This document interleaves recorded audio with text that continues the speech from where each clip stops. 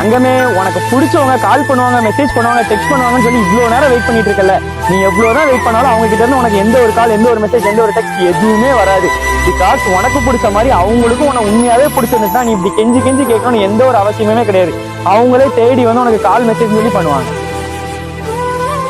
ஒரு ரிலேஷன்ஷிப்ல இருக்கிறவங்க எல்லா சண்டைக்கு அப்புறமும் தானாவே வந்து மன்னிப்பு கேட்கறாங்கன்னா அவங்க தப்பு பண்ணதா அர்த்தம் கிடையாது, தனக்கு பிடிச்சவங்க இழந்துட கூடாதுன்றதுக்காக.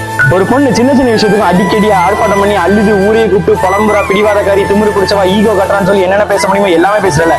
அவ கத்தி அழுது ஊரையே கூப்பிடும் போது ஒரு செகண்ட் அவ கண்ணை பார்த்து அவ கையை பிடிச்ச அவன் மனசுல எவ்வளவு வலி இருக்குன்னு கேட்டுப்பாரு. பலாயிரம் வலிகளும் பல ஏமாற்றங்களும் அவன் மனசுல ஓடிட்டு இருக்கும். ஓய் இங்க வாடி, குளிச்சுட்டு வந்து அவ்வளவு ஃப்ரெஷ்ஷா அழகா இருக்க, ஆனா என்ன மயக்கணுன்றதுக்காகவே என் முன்னாடியே நின்றுட்டு இருக்கியா?